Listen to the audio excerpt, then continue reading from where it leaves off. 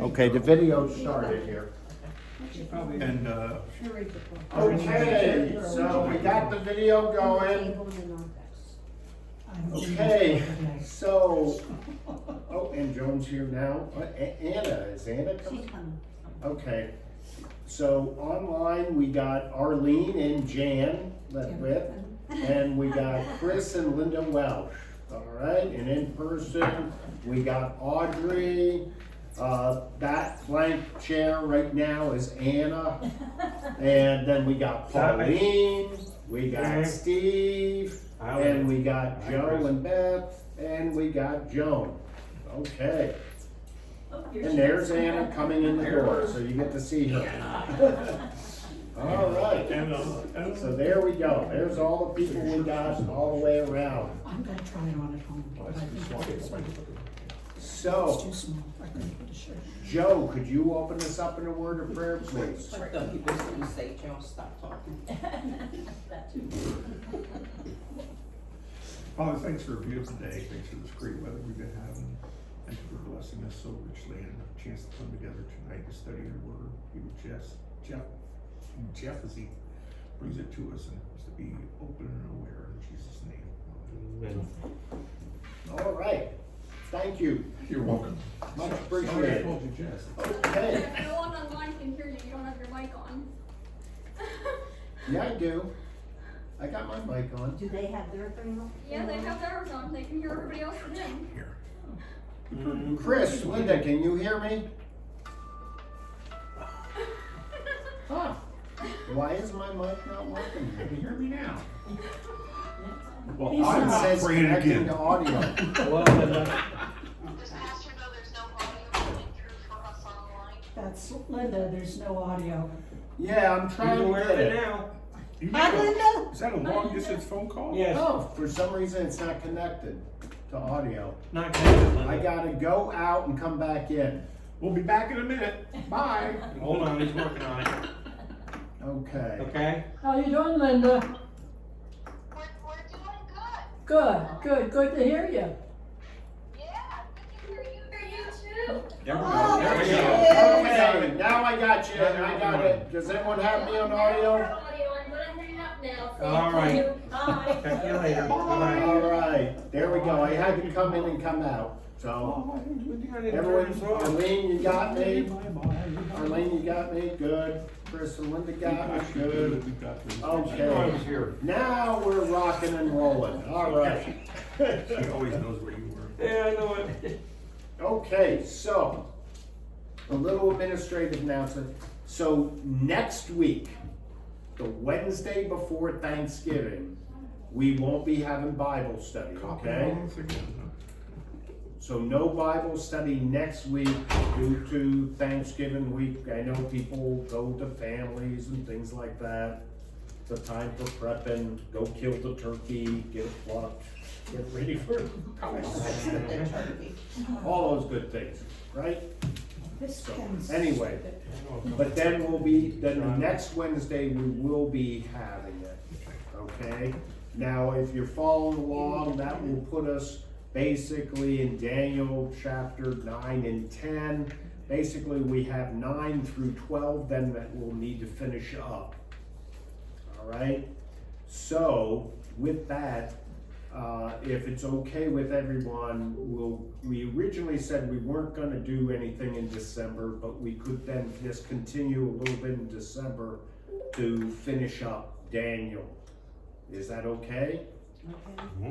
Okay, and then also in December, Joe had said he was interested in looking at the prophecies leading to Christ's birth and doing that.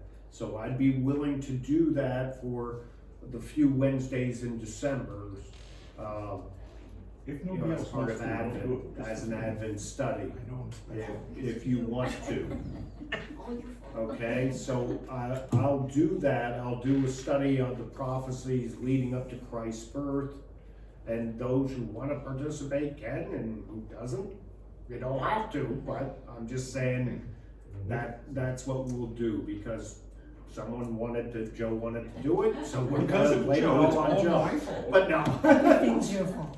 All right, anyway, so does anyone have any other thoughts about that? Or opinions or comments?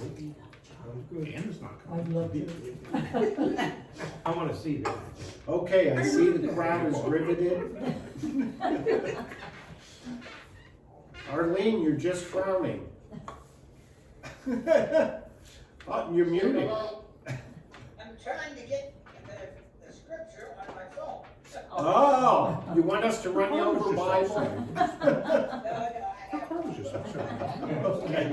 They're over there, they're doing the Christmas child. Oh, God. Yeah, they're doing Operation That's the Christmas Saturday. Child, so, you know, they're in Bring the, 'em, will you? Jimmy. He doesn't. they're in the Reader's Extension Campus. Well, you know, he sits up on trying to get saved. That's right. All right. Isn't it the closer you get, the So there we go. Right. Let's now turn to Daniel chapter 7, please. And we'll get ourselves going. Any questions or anything about what we talked about last time?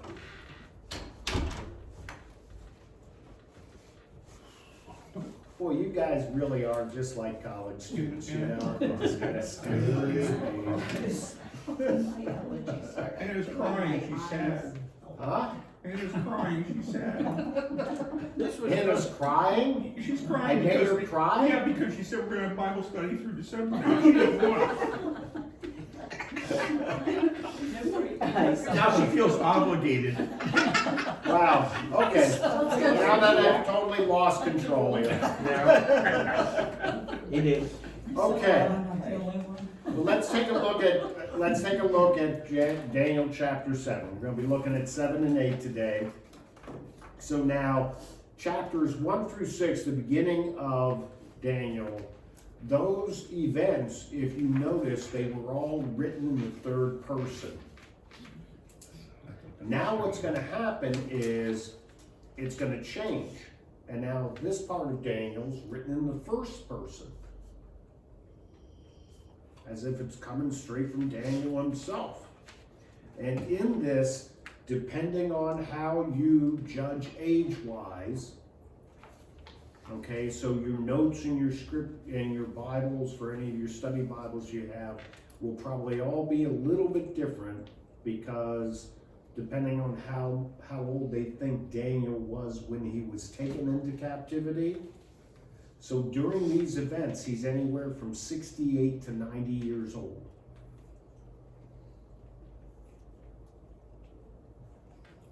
That were these things that we're going to be looking up. Verse 1 says, these events taking place the first year of Belshazzar, king of Babylon. And that's in verse 1 in chapter 7. Remember, Belshazzar was the guy with the finger writing on the wall? So now all of a sudden we're going back in time, because if you remember, the lion's den was during Cyrus. So, or Darius, I mean, it was during Darius the Mede. So now we're going back in time, back to Belshazzar. And that makes it 14 years, about 14 years prior to the events that we read about the lion's den. So you always got to, this is one reason why in each of these chapters you see it tells us when the events taking place based on which king is in power. And you can't think of the events in Daniel as occurring in chronological order. They jump around. That's why some people think these were all a series of separate stories that then later Ezra, after the exile, strung together and put together as one book. So, okay, let's take a look here at chapter 7. Would someone just read, and here's the toughie, I know none of you are going to want to do this. Would someone just read verse 1?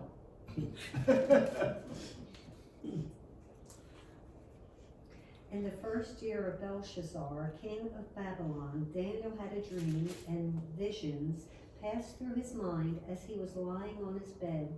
He wrote down the substance of his dream. Okay, so notice, here's the big thing. We have this thing about dream and visions. What's the difference? Dream your sleep, or vision you're awake.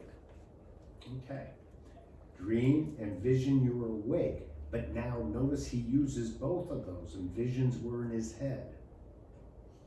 Got me. I didn't Yeah, know. Vision, you visualize what you've dreamt, it sounds real. okay. What's the difference in dreams here that we're talking about with Daniel and when any of us have a dream while we're asleep? Don't ask me. I have different dreams, so I can't say I'm like Daniel. I would think if I had a vision, I'd be crazy. Mm. You know, seeing things, you Mhm. would think you're losing your marbles. and- Hallucination. Okay, Like a okay. hallucination type thing.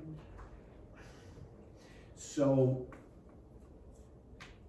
when we talk about dreams, what were you gonna say, Pauline? No, Anna sat back when she thought I couldn't see you. Oh, okay. Does anyone online wanna jump in there about the difference between the dreams that Daniel's talking about and our dreams that we just have when we're asleep?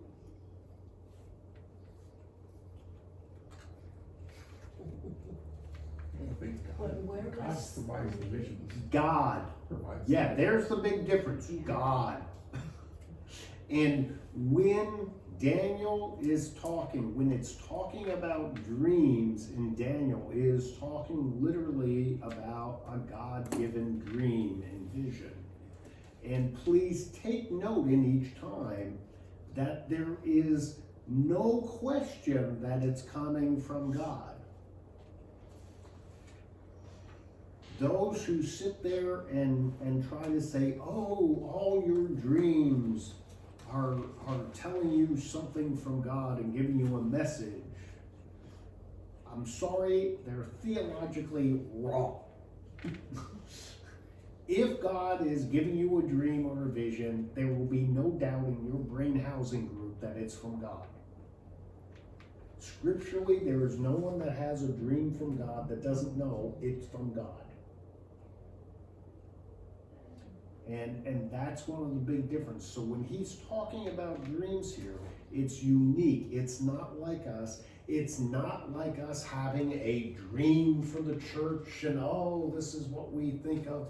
It is not vision in the sense that used in leadership when they're talking about leaders having a vision for something. It has nothing to do with that. One of my disagreements early in life was with the same consultant readers had back in 2005, who talked about forming, the leadership team should be like a Daniel's dream team. And they were calling in Stroudsburg. We went and took his advice, and we actually named our leadership team Daniel's dream team, something I hated ever since. And it's because it's not the same thing. We're not talking about a leader having a vision or a leadership team having a vision for a church. We're talking about something that literally and is explicitly given by God. There is no shadow of a doubt that it's coming from God. It came from God. And these visions, so in here in this first verse, notice it talks about a series of visions, multiple visions. But then he uses the singular of dream. And dream, that word is encompassing all of these visions that Daniel was given while he was asleep. It might have been over one day, multiple days, we don't know. But then what he does is he wrote down the dream. And the difference here, and I give the Hebrew here, the milah. That second use of the word dream is an official account. The word that's used there is official account. So that he's writing it down, and now this is an official account of it. And so what follows here is that official account. Okay? So this is Daniel's official account. Yes, Steve? Peter, when he was told to go to the Samaritans, or the Cornelius, I should say, Right, Cornelius, yeah. he was in a trance or had a vision? Yeah, now he has a vision while he's awake. He's Okay. not dreaming, but Okay. he has I a was trying to vision. look up the, yeah, Yeah, God gives him a vision while he's awake. okay. So God gives visions and dreams. God gives visions while Joseph was asleep when he had his vision in his dream about get up and, Mary's okay. First, the one Mary's okay to get married to, and two, then later got to go down to Egypt and escape. But if you look at that happened while he was asleep. Here, it happens while Daniel's asleep. But it's still a vision, still the same thing. But that's why the two separate terms are used in this case. We know when this vision is occurring to him. Okay? So, and notice before, earlier in Daniel, who was having the dreams? The kings. Yeah. And then Daniel was the one interpreting them for the kings. Now this time, it be Daniel having the dream. Daniel's having the dream, and he's busy interpreting his own dreams and laying them out. Okay? So now, would someone please read verse 2 through, let's see, what was it? 2 through 8. Daniel said, in my vision at night, I looked, and there before me were the four winds of heaven, churning up the great sea. 4 great beasts, each different from the other, came up out of the sea. The first was like a lion, and it had wings of an eagle.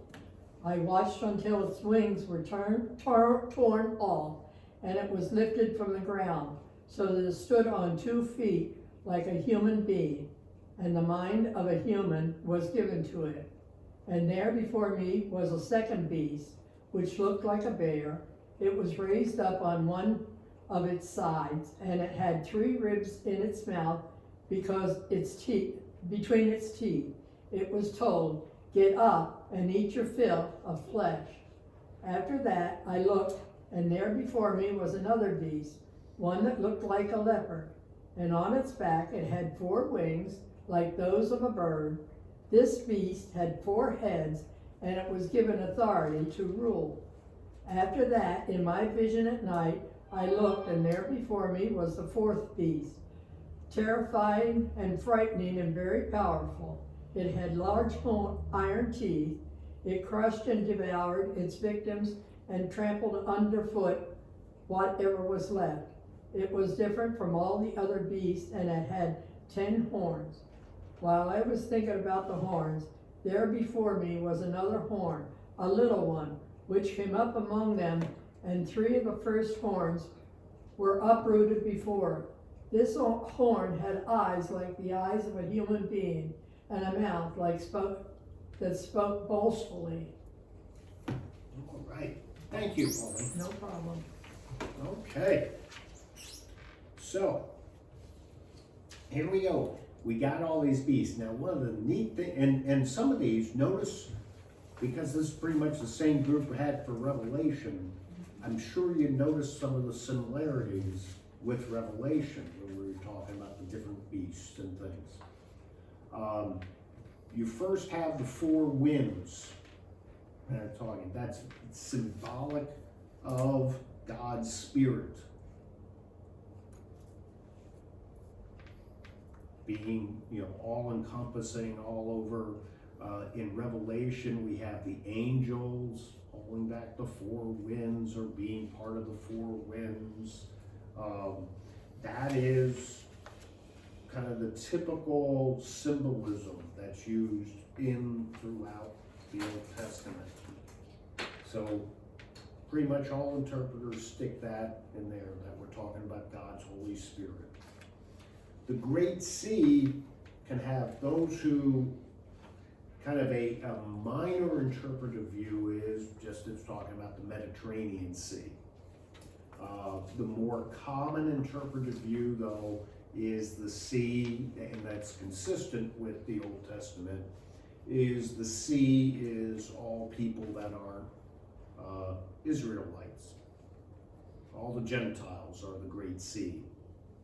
And so these beasts are rising out of the Gentiles and not rising out of Israel, which is always depicted as the land. They're rising out of the Gentiles.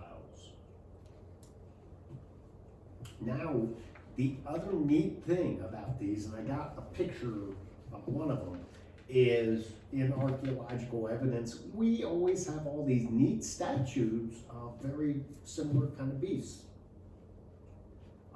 They're actually, though they seem weird to us, they're actually pretty common in Babylonian and in Persian structures, and the way they made things for their gods and goddesses, and just the way they sometimes would depict themselves. So, what you see there is a typical Babylonian statue.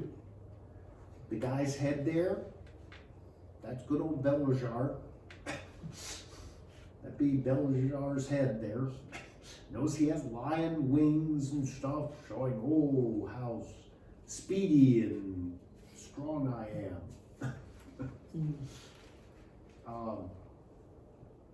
So this was and there's statues like this with Nebuchadnezzar's head on them and all the different, very, very, very, very common statues. So that leads most people to say, hey, this is the Babylonian Empire, that first beast, and its wings get torn off, meaning it doesn't have what it used to have. Kind of lost its speed, its ability, which we know with Belshazzar, it ends up collapsing and they get taken over by the Persians. The 2 feet means the shifting from being God-like to man-like, and then the heart like a man is this humanity and compassion that it has. So instead of being this fierce beast that conquers everything and takes over everything, it becomes woke. No. I just knew you guys would appreciate that. But it develops this passion, but it loses itself as an empire, and as we know, it collapses. The bear, the bears used throughout Persian mythology, and they equally have statues similar to that depicts them like bears. And the ribs is this eating and devouring as it's conquering and its conquests that goes through. The leopard, with these 4 wings and 4 heads, that's cunning, speed, agility. Some see it as divided authority and thought. And then the 4th beast, it's not like any other there, this teeth of iron. It's gonna trample everything underfoot as it comes across, doesn't have regard for anything, and talks about these 10 horns rising up, and the 1 horn uproots these other 3 horns, and the new horn has these eyes and mouth and are boastful. So, similar to Revelation, you end up getting different interpretation. So the first one's Babylon, the second one's Persia, the third one a lot of times becomes Greece, Alexander the Great. And Alexander the Great's empire gets divided up after his death 4 ways, thus the 4 heads. the fourth beast, depending on which interpretation you go with, is either the Roman Empire or it's some future empire, the empire of the Antichrist.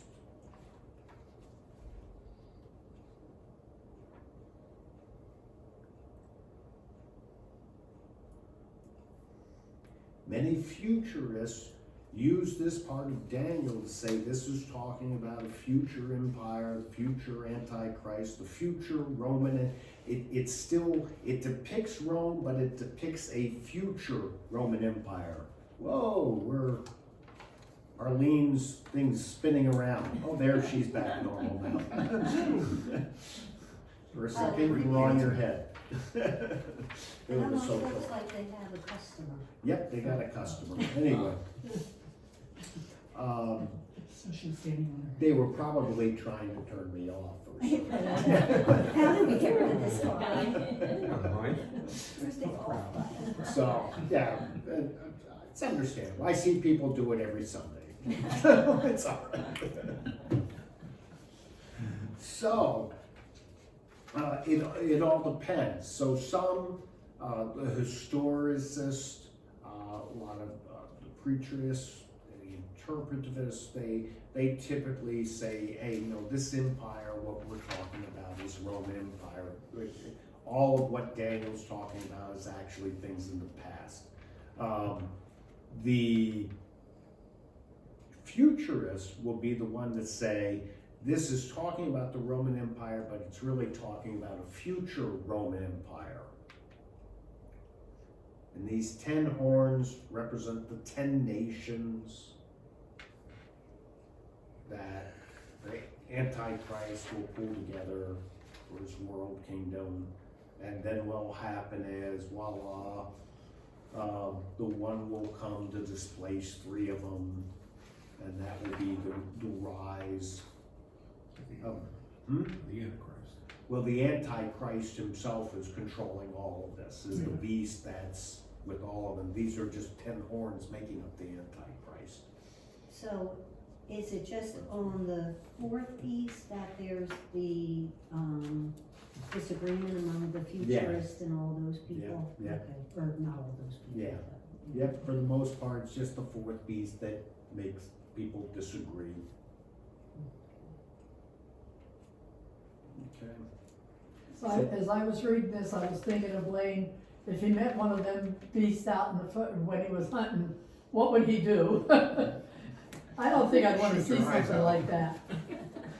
Have to petition the state for beast hunting season. Well, I should first go and ask questions later. that might be the idea, Joe.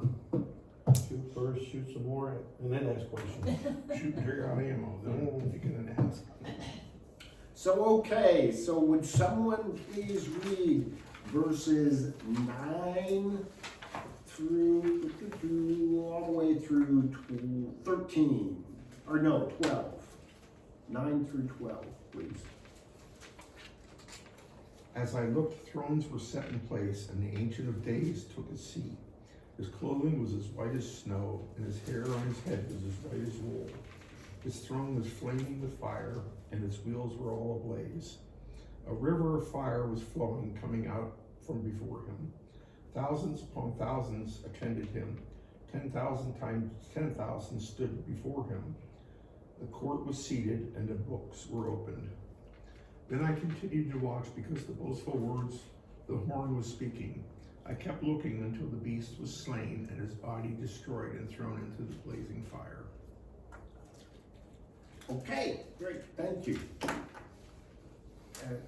Yeah, as for the rest of the beasts, their dominion was taken away, but their lives were prolonged for a season and a time. Yeah, verse 12. Oh, you wanted 12 too? Yep, but that's Okay, okay, sorry. I just read My it. bad. All right, I didn't pay so, attention. Well, okay, now notice literary wise, there's a change in the literary style. And most of you should see it in your Bibles. It goes from being narrative form to poetical form. okay? So there is that change that all of a sudden this is in the form of poetry now that he's talking about this portion. This set aligns with similar scriptures in Isaiah and Ezekiel and also in Revelation. So some actually believe that he's quoting from some of the former prophets in here, and that's why it uses the same poetical style. Now, the Ancient of Days,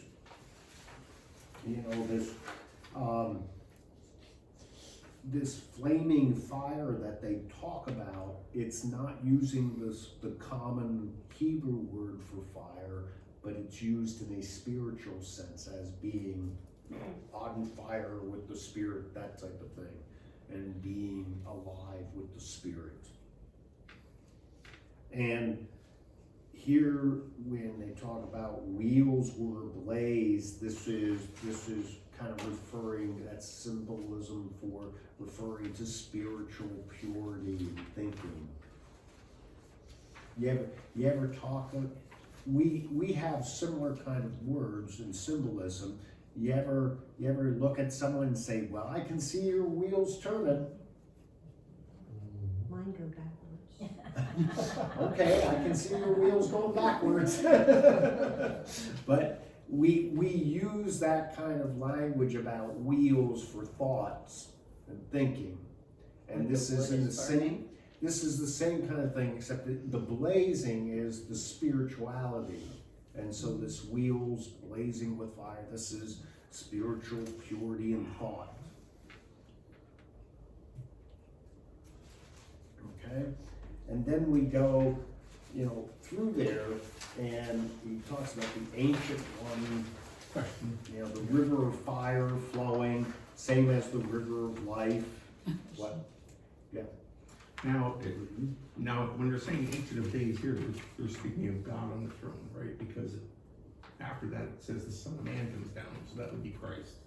Right. Right, Or is it one of the same person? Because one of the names of Christ is always. I know, Ancient that's of what I was Days. gonna say, but Right.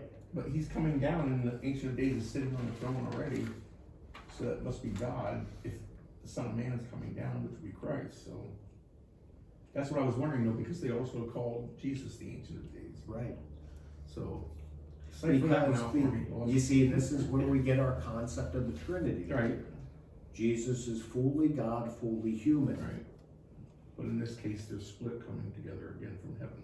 But being Just fully like- God and fully human, so separate but the same. Just like when they came down to earth the first time. Yeah. He was separated from his Father. Right. Okay. Yep. Gotcha. So here we got also the river of fire. This is the same as the river of life, but it's life that consumes all, and the spiritual life consumes all. So you gotta always look, when it's talking about fire, you're looking at purity, you're looking at spiritualness.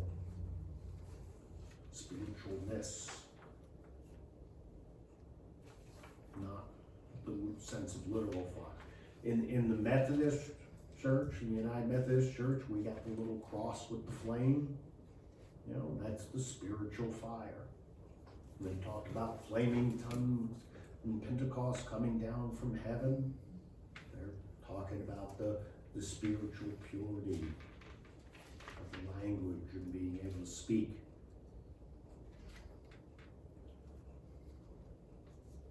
Okay. So here then we have the fourth beast being slain, body destroyed. So now if you're looking at it from the one set of interpretive views, and this is just the Roman Empire that will exist in Daniel's future, but our past, they would say Christ destroyed the Roman Empire. It all fell apart with Christ. And eventually what happens is Constantine becomes emperor and it becomes Christian. And so the old Roman Empire is totally destroyed and that beast is given away. If you're a futurist and you're looking at, this is the same time as when Christ comes again and defeats the Antichrist.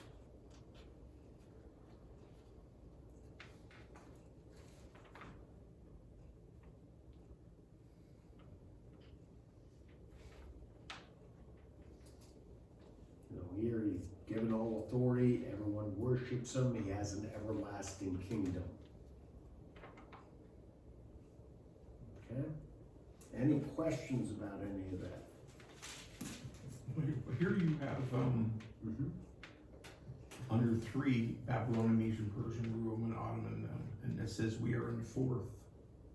But then in 4, Where are you He hasn't talking? Down got- from, oh, you haven't gotten down there. He's Three. not He's up here. He's not an interpretation. No, I thought you were talking about this one. No.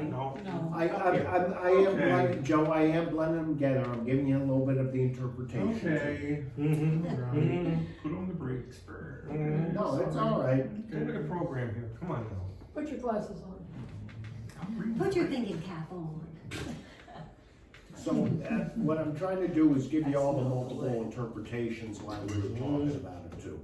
And I'm sorry, in my outline, I laid it out separate for you. Because Daniel gets into an interpretation of it, but then we end up interpreting his So interpretation. who's right? You were in. Well, Daniel, of course, is right. But let's go through Daniel's interpretation now, okay? So now, would someone please read verses 13 through, well, we'll just go, well, do 13 through 22.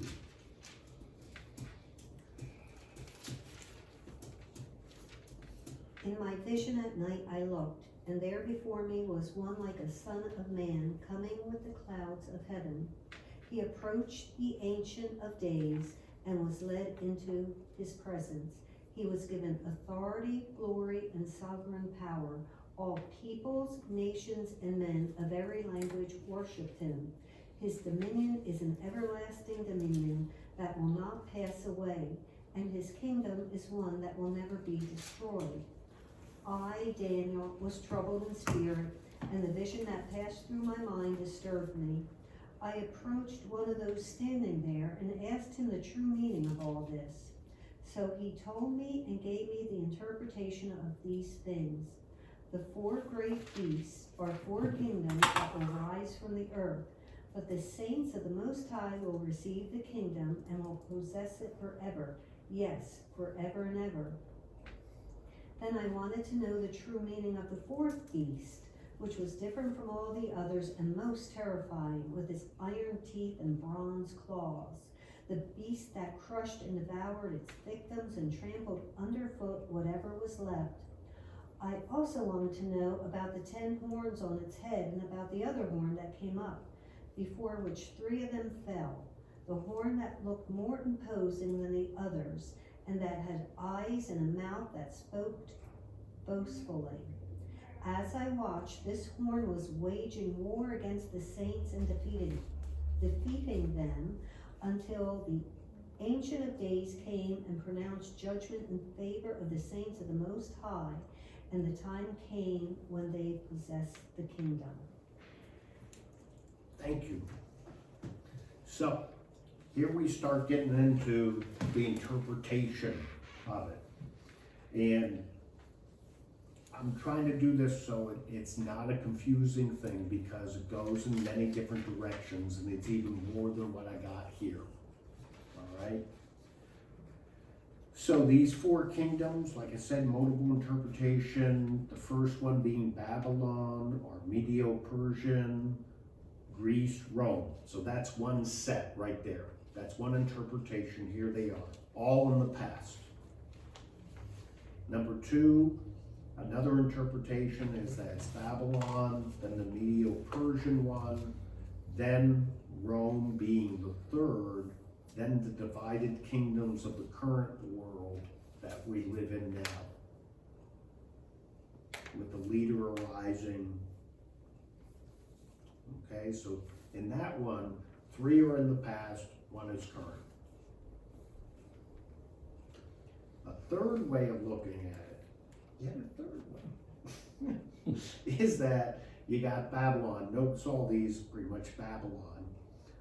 Medo-Persian, the Roman Empire being the third, the Ottoman Empire, the Muslim Empire, that being the fourth.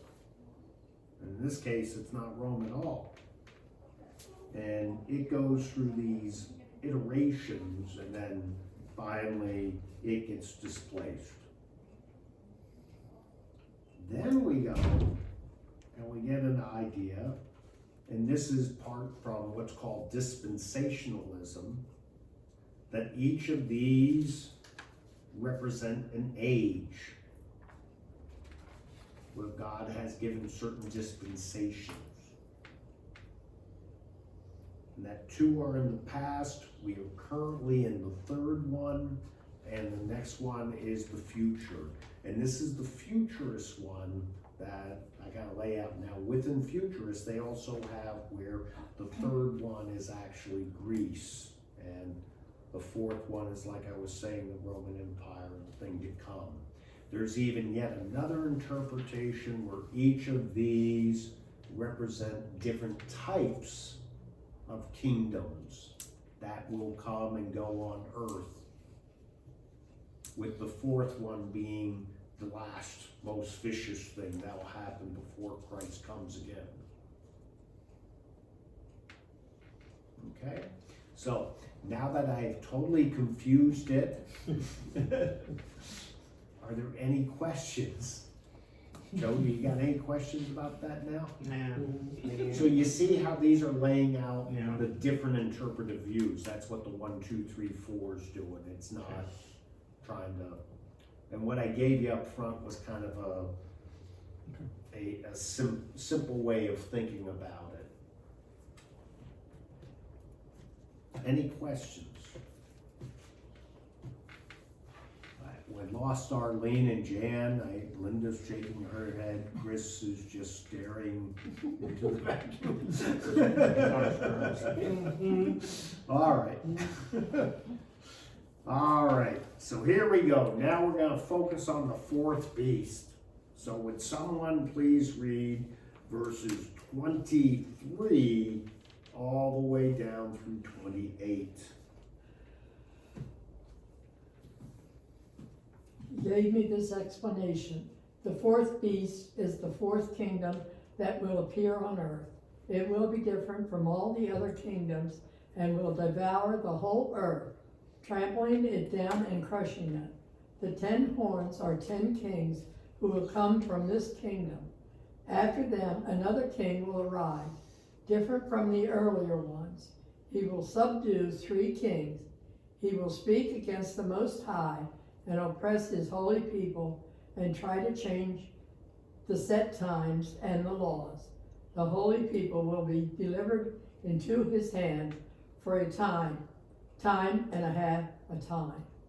But the court will sit and his power will be taken away and completely destroyed forever.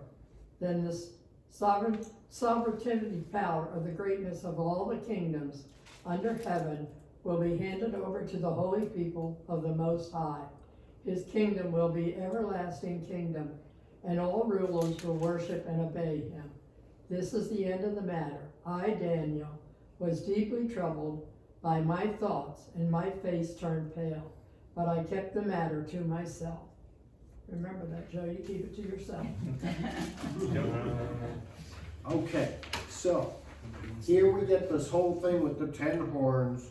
We're told specifically there are going to be 10 kings of an empire, talking about conquering the earth. You got to remember, when it talks about conquering the earth in scripture, it doesn't, remember it said that Nebuchadnezzar ruled the whole earth. He didn't. They have a very narrow view as to what the whole earth means in scripture. And so you can't take, now some do take it literally to mean the whole earth, but if you look at other scripture, it doesn't always mesh up like that. So, but they're taking over a large area. The Roman Empire did have 10 different provinces with 10 kings, King Herod being one of them for a time, until they got tired of that. It didn't work for them. That's the way that the Romans ruled. So, you know, that can fit in that model. But this horn that displaces 3 other kings, there's ways in history, you can see it, there's ways to take current stuff and do it. Like Jack Van Impe used to use the European Union and say, there's your 10 kingdoms, but then the darn European Union got 25 countries in it. Oh, that went out the window now. So there's always, people will always use different ways to do it. And there's ways to historically use the Roman Empire to show the same thing. I'm not gonna sit there and put any one particular manner on it. Personally, I don't like newspaper theology. I don't like taking current events and saying, oh, this shows that the end times are near. That's not what Christ called us to do. Christ called us to be ready. And so I like focusing on what Christ told us to be, ready. And it can come at any time. But we have this prophecy of Daniel. There's all these different ways of looking at it. I personally am not gonna lay out one way for you on that. You know, I don't know. Are there any questions or any thoughts? Your own comments, your own way of looking at it? Well, it's strange that Daniel said, you know, he was kind of afraid with these visions. Yep. So maybe because they were his own visions and he didn't understand them, you know. Well, where it says he's deeply troubled, that he's afraid, this literally means change of perspective. That you get some information, knowledge that, makes things so totally different for you. Because now, and think what it does mean. So Daniel goes from being this person, okay, here I am, I'm an exiled Jew, serving these kings, going through all these time periods, and Persians are coming up, they haven't come up yet. And, okay, that's who he is. 3 feet in front of you focused. And God's done some amazing thing, kept you, but now God's given him this great overall picture. And he's given it to him. Wow, talk about a change of perspective. All of a sudden you see it's not your little world, it's not what's in front of you, it's not even the king. You've been, imagine if God came down and gave you the perspective to the end of time. Until Christ coming again. I wouldn't sleep. For sure. Yeah, well, it'd be, what do you do with it? Well, thanks God for the information, now what? Yeah. Now, for this not to be for all of the Jewish people, all the Jews in the world are gonna have to be drawn back to the Middle East, aren't they? Because this states that they persecute his people. The futurist does see it as, yes, they all come back to Israel, that had to be done, and then that's why they say with Israel's formation in 1948, and Christ saying this generation would not pass, there we built a generation from 1948. The original thought of generation was 40 years based on the old things, so that's what led to a bunch of people to say, well, in 1988, that's gonna be when Christ is coming again, because that generation won't pass. And then they said, oh, we made a mistake, generations are really 50 years, and then we were all going for 1998. And now that's kind of out the window. I don't mean timeline so much, I mean, it's just that from the way it talks about and persecute, it's either if they're spread out over the whole world, then the whole world's gonna be persecuted. There's, Otherwise, they gotta be thrown back. yeah, but there's different ways of looking at coming together. Theologically. You ever hear people saying we're one in spirit? Yeah. So, does it mean we all come together spiritually? And we're all one in thought? Not physically in the same location, but that we're all together and unified But in our, is that possible without Christ? well, this is, You know? but this, I'm just giving you different ways of thinking about It's it. confused me. Yeah. It's okay. I'm just trying to give you different ways of thinking about it. Does it necessarily mean that all the Jews all descend into this one land we call Israel right now, and thus they're all together, and they literally go about rebuilding the new temple? Somehow they knock down the Dome of the Rock and they actually literally rebuild the temple? Or does it mean that the Jews come together spiritually as a people and they're all together as one?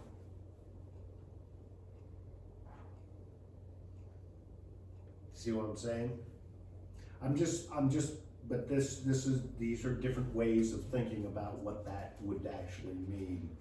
I'm just trying to show you there are legitimate alternative ways of thinking about it. That doesn't involve becoming a super duper liberal and throwing everything out. Well, that's where the Yeah. phrase to me says that he changes the set times in the law.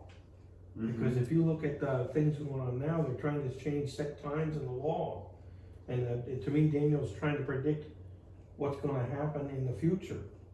To sit there and like I said, with everything that's going on in this country and stuff, set times and laws are being changed.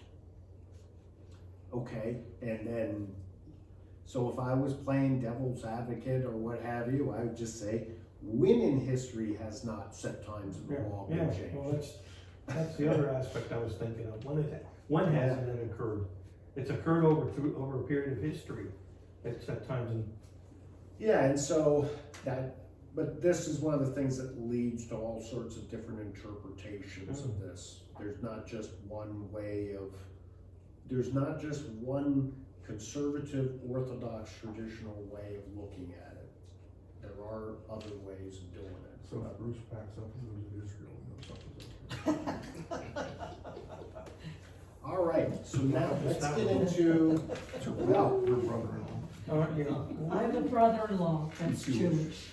So if something happens and he packs up and moves to Israel, we'll know something's going on. so now, let's take a look at chapter 8. Was he in Washington this weekend? Let's take a look at chapter 8. So now what happens in chapter 8, here's the interesting thing. Here's the next change. Okay, so previous to this, Daniel is written in a mixture of Aramaic and in Persian, with a few Babylonian words thrown in. Remember, I talked about that in the very beginning. Now what happens from chapter 8 through 12, it's in Hebrew. So when you're looking at the fragments from the Dead Sea Scrolls, some are in Hebrew, some are in Aramaic, some are in depending which part of Daniel you're talking about. So now all of a sudden we transition to Hebrew. And this time now, what's going to happen is, it says in the beginning here, in the 3rd year of the reign of King Belshazzar, a vision appeared to me. So now Daniel's in the 3rd year. So now we're all of a sudden in the 3rd year. We're still in this Babylonian king. But then as you read that, after the one that had appeared to me before, okay, so it's that. In this vision I was looking and I saw myself in Susa, the capital of the province of Elam. Now, here historically what the problem is, guess what? Those places didn't exist in the 3rd year of Belshazzar. Okay. They weren't around yet. this becomes the capital of the Persian Empire. After the Persians take over Babylon and they kick the Medes out, they establish Susa as the capital of their empire. We see Susa later in a book of the Bible called Esther. Yeah. But 30-year village, none of that be around. So who's confused? Well, it does lead people to scratch their heads. It leads some people to totally discount chapter 8 as saying this is an anomaly. And I'm talking about Jewish people to discount it.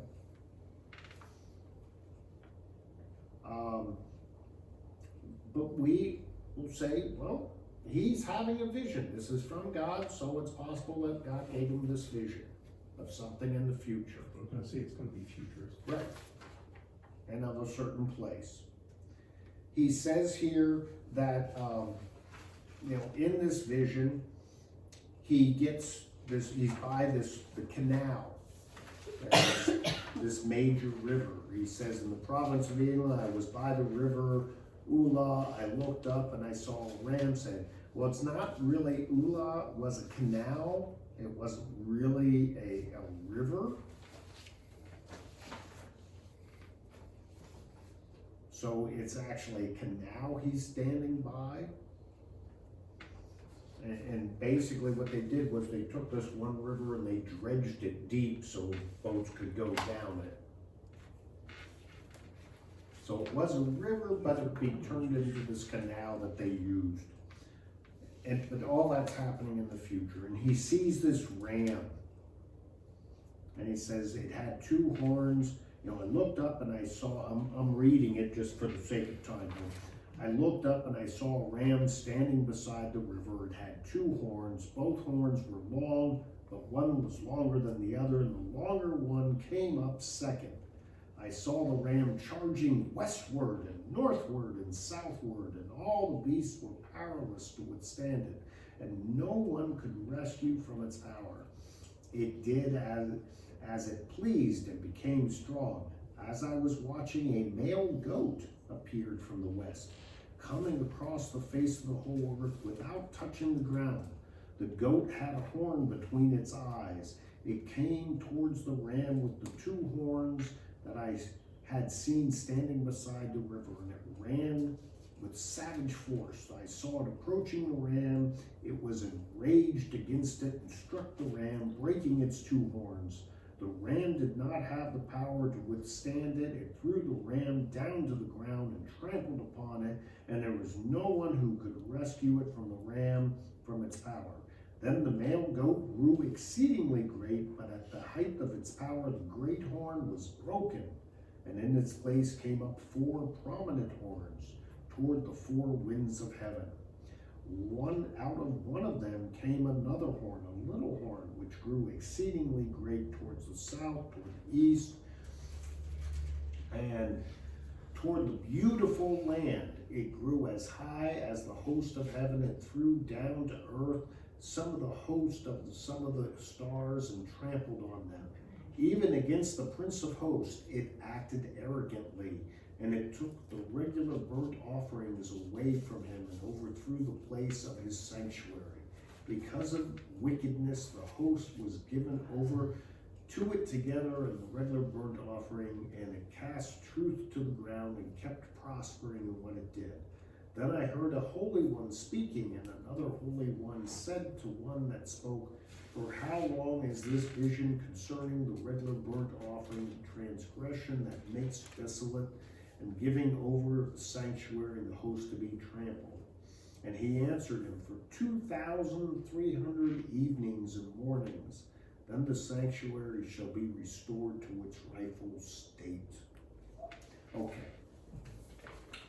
So we have this whole description of this goat.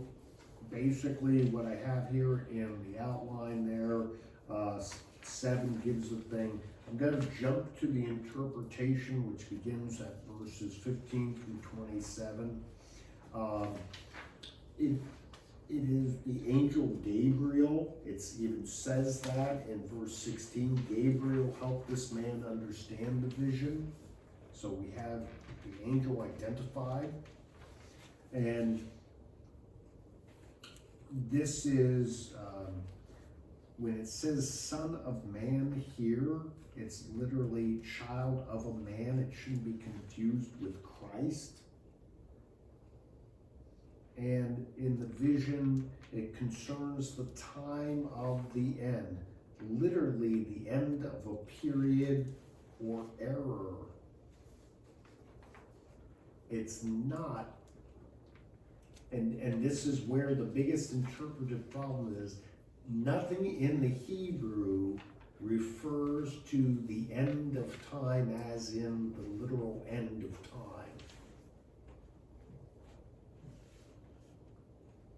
It's referring to the end of a period of time. So those who interpret this as being referring to the end times, stuff future to us, the problem is the Hebrew doesn't support that.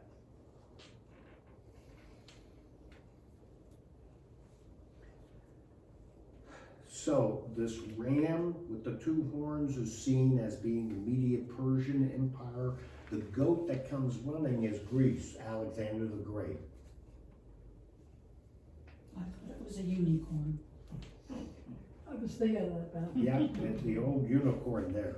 And Alexander the Great, he comes in, but then the four horns are his four sons, the four generals that divide his empire. Ptolemy in Egypt, Cassandra in Macedonia, Lassonacus in Thrace and parts of Asia Minor, and Seleucus in Syria, Israel, and Mesopotamia. There's this horn that rise up, and this is Antiochus the Fourth, and he has this marriage within the family, and basically, so it's rising up, displacing the other, invades Egypt, declares his own empire. The Jews are the ones who are going to rebel against it. So this is the destruction of their temple, the worship in the temple, the desecration of it. And then what happens is it's restored again with the Maccabees. And I give you the date there, the Romania on December 16th, he makes them eat swine, eat in the temple, all that. He even holds an orgy around the altar, does all this desecration of the temple. But then literally 2,300 evenings and mornings, these are times of the daily sacrifices that were done on the table. So total 1,150 days. Antiochus conquers Jerusalem to his death, and from that time when he had conquered it, he dies in the refurbishing of the temple by Judas Maccabeus in 164 BC. And so the Judas Maccabeus rides up, the Maccabeans rise up, and for a time, worship stays in the temple. It'll kind of get minor desecrations every now and then with the Romans later, but it comes back up. Okay, so that is literally the most common interpretation, except for the futurists. For I would say the later day futurists. The later day futurists will take this and will merge it with Daniel's previous vision and say these two are the same, and put it with Revelation and say that it's talking about the end times. Scholarly, the biggest problem with that is the Hebrew does not support it. So that's why the most common scholarly way of looking at it is to look at it as events that already took place, and it's talking about this period of time with the Maccabees. That is all to Daniel's future. It takes nothing away from the vision, takes nothing away from God's prophetic wisdom and granting to it, because it's all in Daniel's future. Okay? else know about these visions? Or Well, he wrote them down. he wrote them down? Right, but did the common person read them? And who did he let read them? And we have them, but. And we know from the Dead Sea Scrolls, the oldest thing dates to about 230 BC. So it was around then, and people had them. They probably didn't figure out what they were valued or. And I think it's a whiteboard, that's it, I have behind. Remember what I said in the introduction, that You trying to there make a there gallon? are, You trying to there are drink a some gallon? in the Jewish faith Okay. that reject Daniel. Oh, I no. told her I And had some to Jew, live in the and bathroom. some Hebrew Me too. Bible That's people why are you're not crying, critical because to you didn't Daniel. get an alternative. It's been taken out. No, my eyes, the air, the heat. I can understand why. Yeah. To get you going. Okay, thank you very much. Bye, everybody. Bye-bye. Sorry for going over. Remember, next week, no Bible study next week. It's the Wednesday before Thanksgiving. We'll meet at Jeff's house for Thanksgiving dinner. All right. Okay. See ya. Bye. Have a happy Thanksgiving, everyone. Is he cooking? Okay, we thank you. You wouldn't want it. K-rations, right? Managed to have a go. Gonna have those old cigarettes, yeah. Open up the can. Get on the old P38. Spam. I like spam. I do rice. Were you in the Fry service? it Huh? and Were put you in the rice. service? No, no, they won't thank me. Wonder why? Because you're nuts. Oh, Joe, there's worse people I just than wanted you to in make this sure I world. didn't miss You're not anybody that else. bad. No. That's when you say it to my face, but wait Why till do you you walk think, out the why do door. you think this is happening? Yep, don't tell Nobody else at all. I'm worse. Worse. Worse, yeah, worse.